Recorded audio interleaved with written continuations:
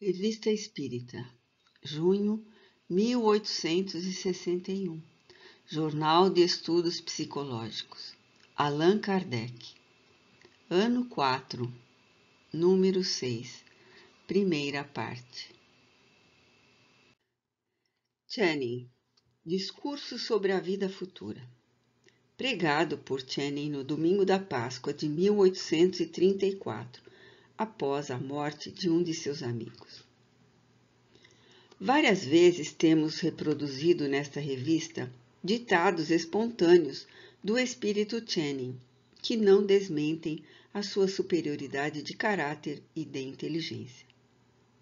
Por certo, nossos leitores serão gratos por lhes darmos uma ideia das opiniões que ele professava em vida, pelo seguinte fragmento de um de seus discursos, cuja tradução devemos à gentileza de um dos nossos assinantes.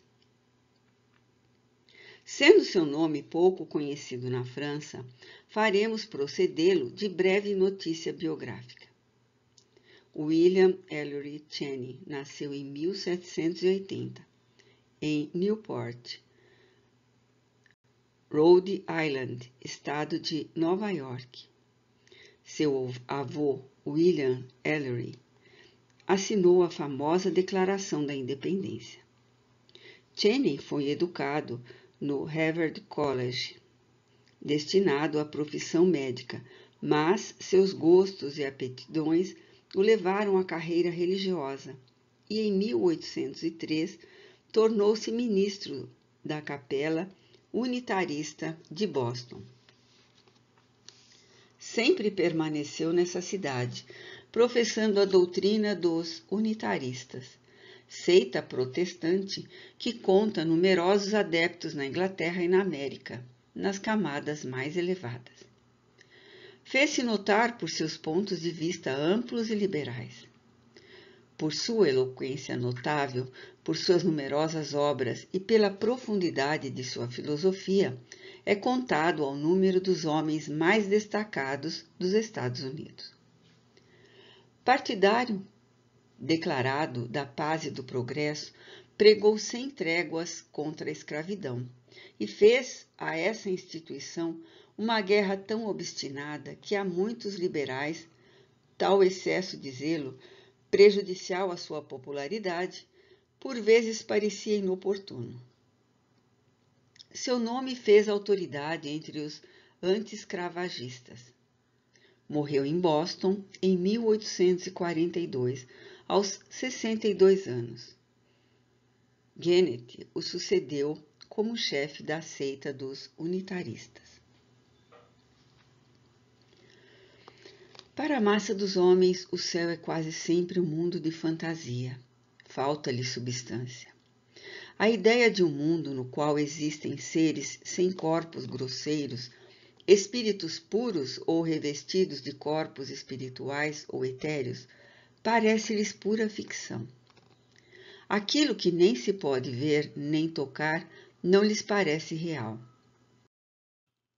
Isto é triste, mas não é de admirar. De fato, como é possível que homens mergulhados na matéria e em seus interesses, não cultivando o conhecimento da alma e de suas capacidades espirituais, possam compreender uma vida espiritual mais elevada? A multidão considera como sonhador visionário aquele que fala claramente e com alegria de sua vida futura e do triunfo do espírito sobre a decomposição corpórea. Esse ceticismo sobre as coisas espirituais e celestes é tão irracional e pouco filosófico quanto aviltante. E quanto é pouco racional imaginar que não haja outros mundos além deste, outro modo de existência mais elevado que o nosso.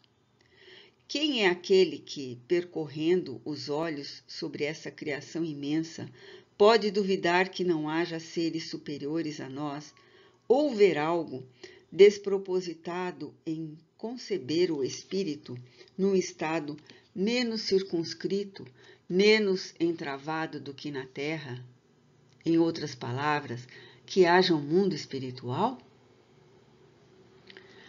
Aqueles que nos deixaram por outro mundo devem tomar por este um interesse ainda mais profundo. Seus laços com os que aqui deixaram se depuram, mas não se dissolvem. Se o estado futuro é um melhoramento do estado presente, se a inteligência deve ser fortalecida e o amor ampliado, a memória, poder fundamental da inteligência, deve agir sobre o passado com uma energia maior, e todas as afeições benévolas que aqui conservamos devem receber uma atividade nova. Supor apagada a vida terrena do espírito seria destruir a sua utilidade, romper a relação dos dois mundos e subverter a responsabilidade. De outro modo, como a recompensa e o castigo atingiriam uma existência esquecida? Não. É preciso que conosco levemos o presente, seja qual for o nosso futuro, feliz ou desgraçado. Os bons formarão, é verdade, laços novos, mais santos, mas sob a influência expansiva desse mundo melhor. O coração terá uma capacidade bastante grande para reter os laços antigos, à medida que forma novos. Lembrar-se-á com ternura do seu lugar de nascimento, enquanto goza de uma existência mais madura e mais feliz. Se eu pudesse imaginar que aqueles que partiram morrem para os que ficam, eu os honraria e amaria menos. O homem que, deixando-os, esquece os seus, parece desprovido dos melhores sentimentos de nossa natureza. E se, em sua nova pátria, os justos devessem esquecer os seus pais na terra, se, ao se aproximarem de Deus, devessem cessar de interceder por eles, poderíamos achar que a mudança lhes foi proveitosa? Poder-se-ia perguntar se os que são levados ao céu não apenas se lembram com interesse dos que deixaram na terra, mas ainda se têm um conhecimento presente e imediato. Não tenho nenhuma razão para crer que tal conhecimento não exista. Estamos habituados a considerar o céu como afastado de nós, mas nada o prova. O céu é a união, a sociedade dos seres espirituais superiores. Não podem esses seres povoar todo o universo, reproduzindo o céu por toda parte? Como nós, é provável que tais seres sejam circunscritos por limites materiais? Disse Milton, millions of spiritual beings walk the earth, but when we wake and when we sleep. Milhões de seres espirituais percorrem a Terra tão bem quando velamos como quando dormimos. Um sentido novo, uma nova visão poderia mostrar-nos que o mundo espiritual nos envolve por todos os lados. Mas suponde mesmo que o céu esteja afastado. Nem por isso seus habitantes deixam de estar presentes e nós visíveis para eles. Porém, o que entendemos por presença? Não estou presente para aqueles dentre vós que meu braço não pode alcançar, mas que vejo distintamente? Não está plenamente de acordo com o nosso conhecimento da natureza supor que os que estão no céu, sejam qual for o local de sua residência, possam ter sentidos e órgãos espirituais por meio dos quais podem ver o que está distante, com a mesma facilidade com que distinguimos o que está perto? Nossos olhos percebem sem esforço planetas a milhões de léguas de distância. E com o auxílio da ciência podemos reconhecer até mesmo as desigualdades de sua superfície. Podemos mesmo imaginar um órgão visual bastante sensível ou um instrumento suficientemente poderoso para permitir distinguir de nosso globo os habitantes desses mundos afastados.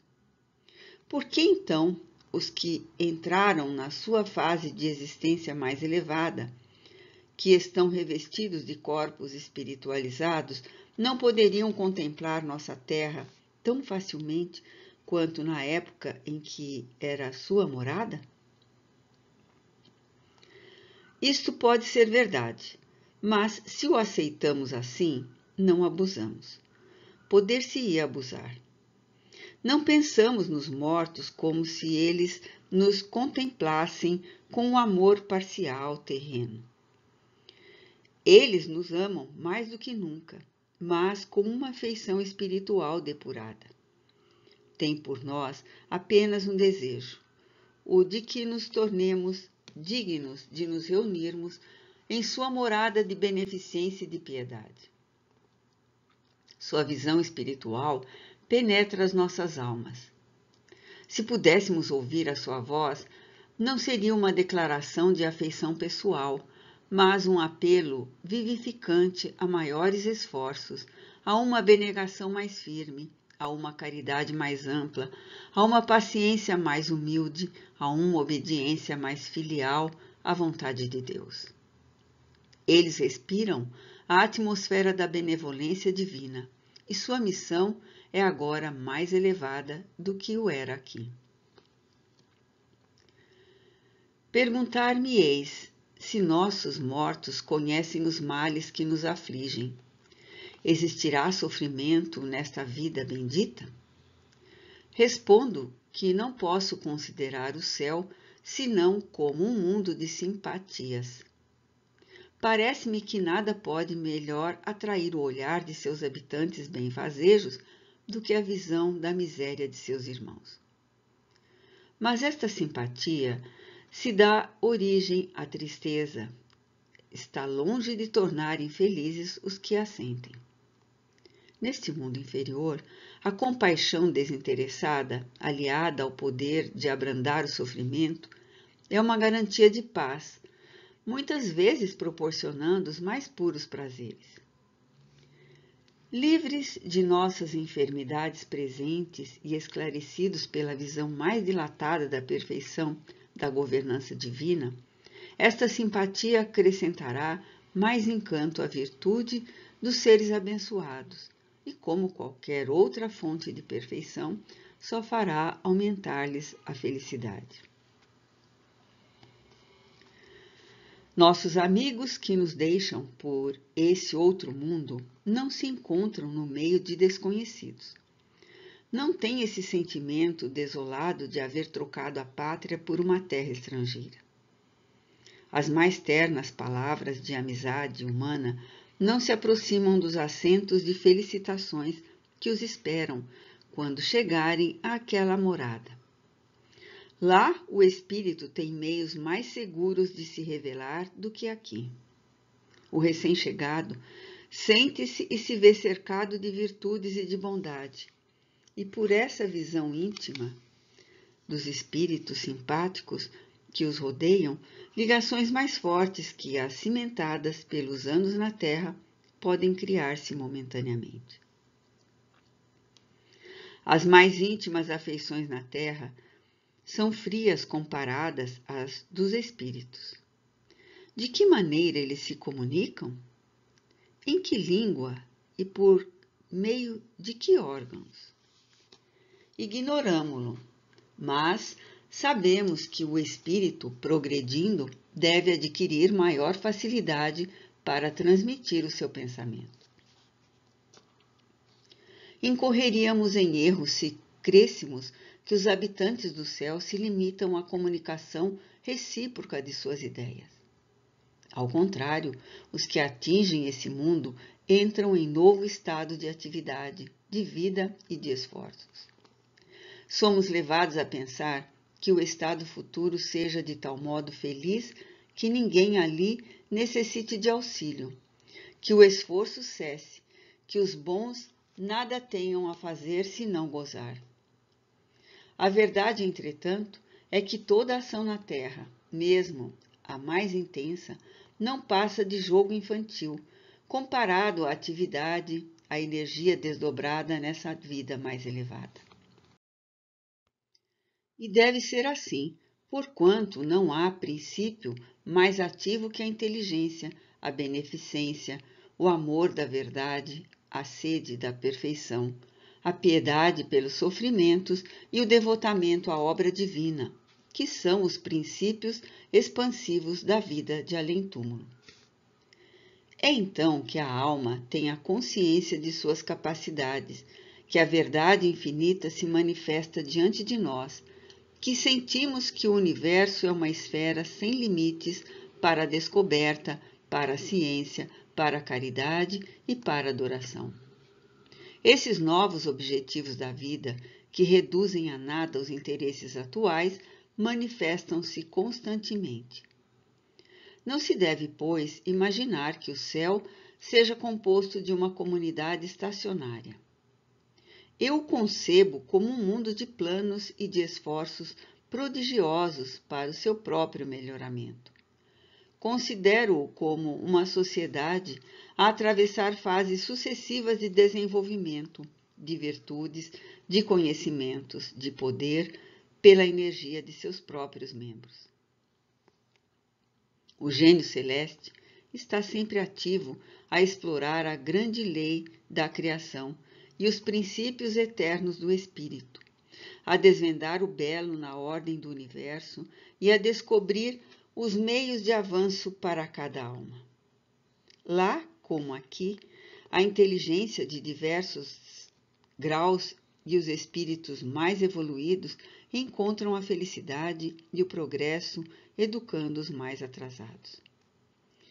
Lá o trabalho de educação, como na Terra, progride sempre, e uma filosofia mais divina que a ensinada entre nós revela ao espírito a sua própria essência, estimulando-o a esforços alegres para a sua própria perfeição.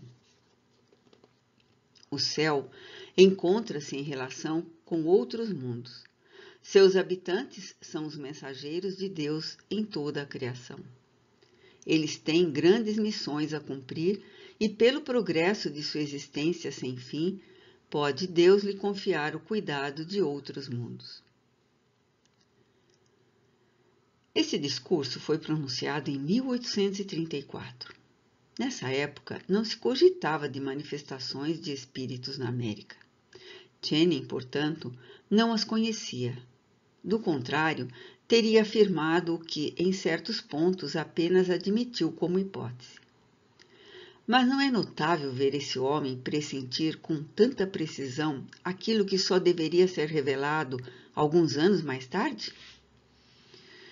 Porque, salvo poucas exceções, sua descrição da vida futura concorda perfeitamente. Só falta a reencarnação. Aliás, se a examinarmos bem, vemos que dela se aproxima, como chega perto das manifestações, sobre as quais se cala porque não as conhece. Com efeito, admite o mundo invisível que nos rodeia, em meio a nós, cheio de solicitude por nós, auxiliando-nos a progredir. Daí, as comunicações diretas não há senão um passo. Não admite no mundo celeste a contemplação perpétua, mas a atividade e o progresso. Aceita a pluralidade dos mundos corpóreos, mais ou menos adiantados. Se tivesse dito que os espíritos podiam realizar o seu progresso passando por esses diversos mundos, teríamos aí a reencarnação. Sem esta, a ideia desses mundos progressivos é mesmo inconciliável com a criação das almas no momento do nascimento dos corpos, a menos que se admita tenham as almas sido criadas mais ou menos perfeitas. Nesse caso, seria necessário justificar essa preferência. Não é mais lógico dizer que se as almas de um mundo são mais avançadas que as de outro, é que já viveram em mundos inferiores? O mesmo se pode dizer dos habitantes da Terra, comparados entre si, desde o selvagem até o homem civilizado. Seja como for, perguntamos se tal retrato da vida de além-túmulo por suas deduções lógicas, acessíveis às inteligências mais vulgares e aceita pela mais severa razão, não é 100 vezes mais adequada para infundir a convicção e a confiança no futuro do que a horrível e inadmissível descrição das torturas sem fim, tomadas de empréstimo do Tártaro do paganismo. Os que pregam essas crenças não fazem a menor ideia do número de incrédulos que geram, nem dos recrutas que arregimentam para a falange dos materialistas.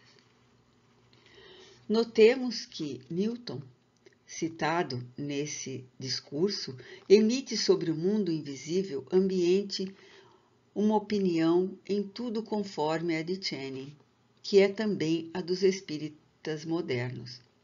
É que Newton, como Channing e como tantos outros homens eminentes, eram espíritas por intuição. É por isso que não cessamos de afirmar que o espiritismo não é uma invenção moderna, é de todos os tempos, porque houve almas em todos os tempos, e em todos os tempos a massa de homens acreditou na alma. Assim, encontram-se traços dessas ideias numa multidão de escritores antigos e modernos, sagrados e profanos.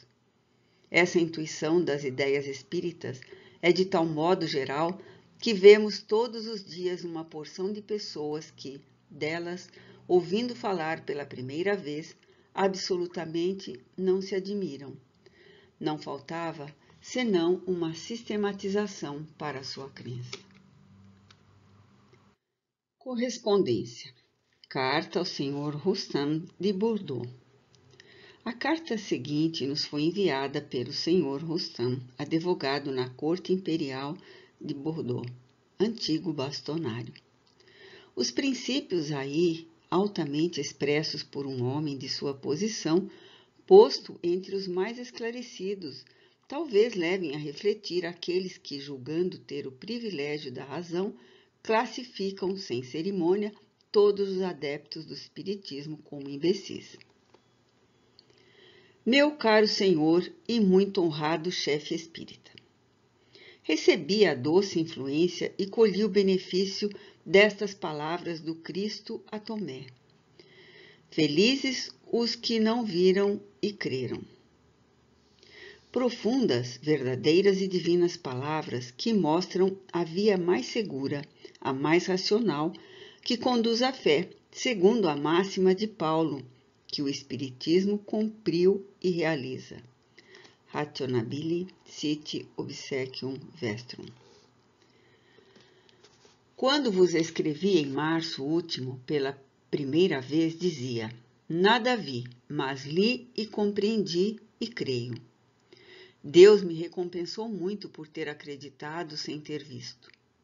Depois vi e vi bem, vi em condições proveitosas, e a parte experimental veio animar, se assim me posso exprimir, a fé que a parte doutrinária me proporcionara e fortalecendo-a, imprimir-lhe a vida. Depois de ter estudado e compreendido, eu conheci o mundo invisível como conhece Paris quem a estudou sobre o mapa. Por experiência, trabalho e observação continuada, cheguei a conhecer o mundo invisível e seus habitantes, como conhece Paris quem a percorreu, mas sem ter ainda penetrado em todos os recantos desta vasta capital. Contudo, desde o começo do mês de abril, graças ao conhecimento que me proporcionastes do excelente Sr. Sabot e de sua família patriarcal, todos bons e verdadeiros espíritas, pude trabalhar e trabalho constantemente com eles, todos os dias, quer em minha casa, quer na presença e com o concurso dos adeptos de nossa cidade, que estão convictos da veracidade do espiritismo, embora nem todos ainda sejam de fato e na prática espíritas. O Sr. Sabot nos enviou exatamente o produto de nossos trabalhos, obtidos a título de ensinamento por evocações ou manifestações espontâneas dos espíritos superiores. experimentamos tanta alegria e surpresa quanto confusão e humildade quando recebemos esses ensinamentos tão preciosos e verdadeiramente sublimes de tantos espíritos elevados que nos vieram visitar ou nos enviaram mensageiros para falar em seu nome. Ó, caro Senhor, como sou feliz por não mais pertencer pelo culto material à terra, que agora sei não ser para os nossos espíritos senão um lugar de exílio a título de provas ou de expiação. Como sou feliz por conhecer e ter compreendido a reencarnação, com todo o seu alcance e todas as suas consequências, como realidade e não como alegoria. A reencarnação está esta sublime e equitativa justiça de Deus, como ainda ontem dizia o meu guia protetor, tão bela, tão consoladora, visto deixar a possibilidade de fazer no dia seguinte o que não pudemos fazer na véspera, que faz a criatura progredir para o Criador. Esta justa e equitativa lei, segundo a expressão de Joseph de Maistre, nota 102, Conde Joseph Marie de Maistre, 1753-1821, escritor, filósofo, diplomata e advogado. Foi um dos proponentes mais influentes do pensamento contra-revolucionário ultramontanista no período imediatamente seguinte à Revolução Francesa de 1789. Na evocação que fizemos de seu espírito e que recebestes, a reencarnação é conforme a divina palavra do Cristo, um longo e difícil caminho a percorrer para chegar à morada de Deus. Agora compreendo o sentido destas palavras de Jesus a Nicodemos. Sois doutor da lei e ignorais isto? Hoje, que Deus me permitiu compreender de maneira completa toda a verdade da lei evangélica, eu me pergunto como a ignorância dos homens, doutores da lei, pôde resistir a este ponto à interpretação dos textos, produzir assim o erro e a mentira que engendraram e alimentaram o materialismo, a incredulidade, o fanatismo ou a poltronaria? Eu me pergunto como esta ignorância, este erro, puderam produzir-se quanto o Cristo tivera o cuidado de proclamar a necessidade de reviver, dizendo: é preciso nascer de novo. E por aí, a reencarnação como único meio de alcançar o reino de Deus, o que já era conhecido e ensinado na terra, e que Nicodemos devia saber. Sois doutor da lei e ignorais isto. É verdade que o Cristo acrescenta a cada passo, que os que têm ouvidos ouçam, e também têm olhos e não veem, têm ouvidos e não ouvem e não compreendem. O que também se aplica aos que vieram depois dele, assim como aos de seu tempo. Dissera eu que Deus, em sua bondade, recompensou-me por nossos trabalhos até este dia e os ensinos que nos foram transmitidos pelos seus divinos mensageiros, missionários devotados e inteligentes junto aos seus irmãos. Segundo a expressão do espírito Fenelon, para lhes inspirar o amor e a caridade do próximo, o esquecimento das injúrias e o culto da adoração devido a Deus. Compreendo agora o admirável alcance destas palavras do espírito Fenelon, quando fala desses divinos mensageiros. Viveram tantas vezes que se tornaram nossos mestres. Agradeço com alegria e humildade a esses divinos mensageiros por terem vindo nos ensinar que o Cristo está em missão na Terra para a propagação e o sucesso do Espiritismo, esta terceira explosão da bondade divina, em cumprimento daquela palavra final do Evangelho, Uno ovili et unus pastor. por nos ter vindo dizer: nada temais. O Cristo, por eles chamado Espírito de Verdade, é o primeiro e mais santo missionário das ideias espíritas. Estas palavras me tinham tocado vivamente e eu me perguntava: mas onde então está o Cristo em missão na Terra? A verdade comanda conforme a expressão do Espírito Mários, bispo dos primeiros tempos da Igreja, esta falange de espíritos enviados por Deus em missão na Terra para a propagação e o sucesso do Espiritismo. Que doces e puras satisfações dão esses trabalhos espíritas pela caridade feita com o auxílio da evocação aos espíritos sofredores. Que consolação entrar em comunicação com os que na terra foram nossos parentes ou amigos. Saber que são felizes ou aliviar-lhes caso sofram. Que viva e brilhante luz projetam em nossas almas esses ensinos espíritas que, fazendo-nos conhecer a verdade completa da lei do Cristo, dão-nos a fé por nossa própria razão e nos fazem compreender a onipotência do Criador, sua grandeza, sua justiça, sua bondade e sua misericórdia infinitas, colocando-nos assim na deliciosa necessidade de praticar essa lei divina de amor e de caridade. Que sublime revelação nos dão, ensinando que esses divinos mensageiros, fazendo-nos progredir, progridem eles também, indo aumentar a falange sagrada dos espíritos perfeitos. A admirável e divina harmonia que nos mostra, ao mesmo tempo, a unidade em Deus e a solidariedade entre todas as criaturas, que nos revela estas sob a influência e o impulso dessa solidariedade, dessa simpatia, dessa reciprocidade, chamadas a subir e subindo, mas não sem passos falsos e sem quedas nos seus primeiros ensaios, esta longa e alta escada espírita para, após haver percorrido todos os degraus, chegar do estado de simplicidade e de ignorância originais à perfeição intelectual e moral, e por esta perfeição a Deus. Admirável e divina harmonia que nos mostra esta grande divisão da inferioridade e da superioridade, pela distinção entre os mundos de exílio, onde tudo são provas ou expiações, dos mundos superiores, morada dos espíritos bons, onde não tem senão que progredir para o bem.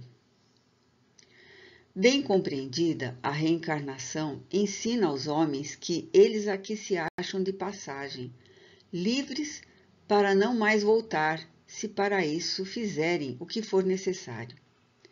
Que o poder, as riquezas, as dignidades, a ciência não lhes são dados senão a título de provas e como meio de progredir para o bem. Que em suas mãos não são mais que um depósito e um instrumento para a prática da lei de amor e de caridade. Que o mendigo que passa ao lado de um grão-senhor é seu irmão perante Deus e talvez o tenha sido diante dos homens. Que talvez tenha sido rico e poderoso, se agora se encontra numa condição obscura e miserável, é por ter falido em suas terríveis provas, lembrando assim aquela palavra célebre do ponto de vista das condições sociais. Não há senão um passo do Capitólio à rocha Tarpeia. 106. Rocha Tarpeia era o nome de um sítio numa das encostas do Capitólio, Mons Tarpios, na cidade de Roma, que se tornou conhecido porque, durante o período republicano, serviu de local de execução pública de criminosos que traíram o Estado e que foram considerados culpados de perjúrio. O nome de Tarpeia é de origem etrusca e este mesmo nome possuía uma das Sabinas que, segundo uma das versões da lenda, foi seduzida pelo rei dos raptores. Tássio, e por esta razão traiu seu pai, Semprônio Tarpeio, encarregue pelo rei Rômulo de guardar a cidade, abrindo as portas ao inimigo.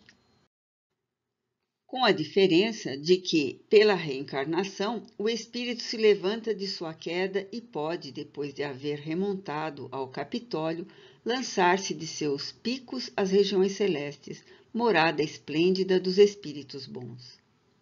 A reencarnação, ao ensinar aos homens, segundo a admirável expressão de Platão, nota 107, Platão 427 a.C., 347 a.C., filósofo e matemático grego.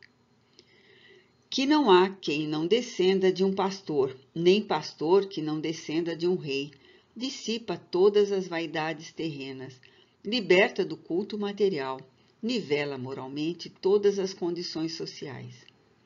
Constitui a igualdade, a fraternidade entre os homens, como para os espíritos, em Deus e diante de Deus, e a liberdade que, sem a lei de amor e de caridade, não passa de mentira e de utopia, como ultimamente nolo dizia o espírito Washington. Em seu conjunto, o Espiritismo vem dar aos homens a unidade e a verdade em todo o progresso intelectual e moral, grande e sublime empreendimento, do qual somos apenas humildes apóstolos. Adeus, meu caro Senhor. Após 3 meses de silêncio, eu vos sobrecarrego com uma carta muito longa. Respondei quando puderdes e quando quiserdes. Eu me propunha fazer uma viagem a Paris para ter o prazer de vos conhecer pessoalmente, de vos apertar fraternalmente a mão. Minha saúde, porém, opõe-se no momento a tal propósito. Podeis fazer desta carta o uso que julgardes conveniente. Eu me honro de ser altivamente e publicamente espírita. Vosso bem dedicado, Rustam, advogado. Como nós, todos apreciarão a exatidão dos pensamentos expressos nesta carta.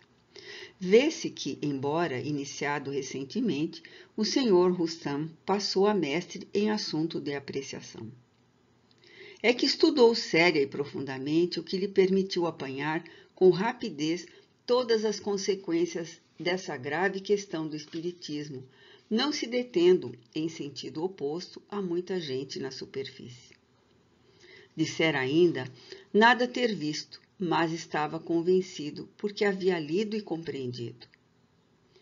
Tem ele isto de comum com muitas criaturas, e sempre observamos que estas, longe de serem superficiais, são, ao contrário, as que mais refletem. Ligando-se mais ao fundo do que à forma, para elas a parte filosófica é a principal, sendo acessórios os fenômenos propriamente ditos. Dizem que, mesmo que tais fenômenos não existissem, nem por isso deixaria de haver uma filosofia, a única que resolve problemas até hoje insolúveis. A única a dar do passado e do futuro do homem a teoria mais racional. Ora, eles preferem uma doutrina que explica a uma que nada explica, ou explica mal. Quem quer que reflita compreende perfeitamente que se pode fazer abstração das manifestações, sem que, por isso, deixe a doutrina de subsistir. As manifestações vêm corroborá-la, confirmá-la, mas não são a sua base essencial. O discurso de Channing que acabamos de citar é prova disso, porque cerca de 20 anos antes dessa grande exibição de manifestações na América, somente o raciocínio o havia conduzido às mesmas consequências. Há outro ponto, pelo qual também se reconhece o espírita sério, pelas citações que o autor desta carta faz dos pensamentos contidos nas comunicações que ele recebeu, prova que não se limitou a admirá-las como belos trechos literários bons para conservar no álbum, mas que as estuda, medita e tira proveito.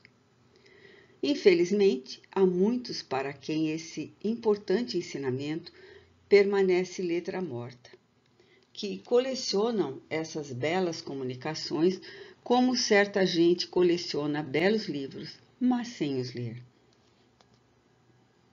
Devemos, além disso, felicitar o Sr. Rustam pela declaração com que termina sua carta. Infelizmente, nem todos têm, como ele, a coragem da própria opinião, o que estimula os adversários. Entretanto, forçoso é reconhecer que as coisas têm mudado muito nesse particular, de algum tempo a esta parte. Há 2 anos apenas, muitas pessoas só falavam do espiritismo entre 4 paredes.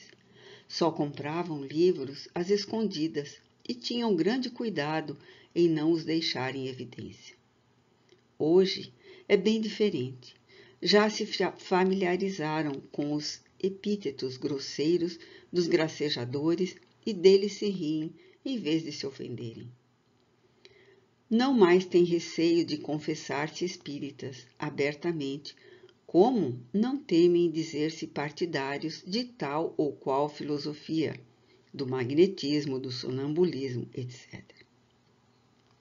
Discutem livremente o assunto com o primeiro que chegar, como discutiriam sobre os clássicos e os românticos, sem se sentirem humilhados por serem a favor deste ou daqueles. É um progresso imenso, que prova 2 coisas: o progresso das ideias espíritas em geral e a pouca consistência dos argumentos dos adversários. Terá como consequência impor silêncio a estes últimos, que se julgam fortes por se crerem mais numerosos, mas quando, de todos os lados, encontram com quem falar, não diremos que serão convertidos, mas guardarão reserva. Conhecemos uma pequena cidade da província onde, há 1 ano, o espiritismo não contava senão com um adepto, que era apontado a dedo como um bicho estranho e assim considerado. E, quem sabe, talvez até deserdado por sua família ou destituído de seu cargo. Hoje os adeptos ali são numerosos, reúnem-se abertamente sem se inquietarem com o que dirão. E quando se viram entre eles autoridades municipais, funcionários, oficiais, engenheiros, advogados, tabeliães e outros, que não ocultavam suas simpatias pelo espiritismo, os trocistas cessaram de zombar, e o jornal da localidade, redigido por um espírito muito forte, que já havia lançado alguns dardos e se aprestava para pulverizar a nova doutrina, temendo encontrar pelas costas partido mais forte que o dele, guardou prudente silêncio. É a história de muitas outras localidades, história que se generaliza à medida que os partidários do espiritismo, cujo número aumenta diariamente, levantam a cabeça e a voz. Bem podem querer abater uma cabeça que se mostre, mas quando há 20, 40, 100 pessoas que não receiam falar, alto e firme, pensam 2 vezes, e isso dá coragem a quem não a possui. A prece. Um de nossos correspondentes de Lyon nos envia o seguinte trecho de poesia. Entra muito no espírito da doutrina espírita, para não nos privarmos do prazer de lhe conceder espaço em nossa revista. Mas não possais, mortais, por meus fracos assentos, pôr-vos no coração o incenso dos alentos. Em versos aprendeis, ouvindo-lhe a expressão, isto é que é suplicar, isto que é oração. É num fluido ardoroso, num impulso de amor, que da alma se projeta e se eleva ao Senhor. Sublimada expansão da humilde criatura, o que retorna à fonte excelsa da natura. Orar não muda em nada as sábias leis do Eterno. Inalteráveis sempre, o coração paterno derrama um influxo seu sobre aquele que o implora, e assim redobra o ardor do fogo que o devora. É então que o ser se sente elevar e crescer, é ao próximo de amor o coração bater. Mas ele esparge amor, mais augusto é o saber, que enche o seu coração de altos dons a deter.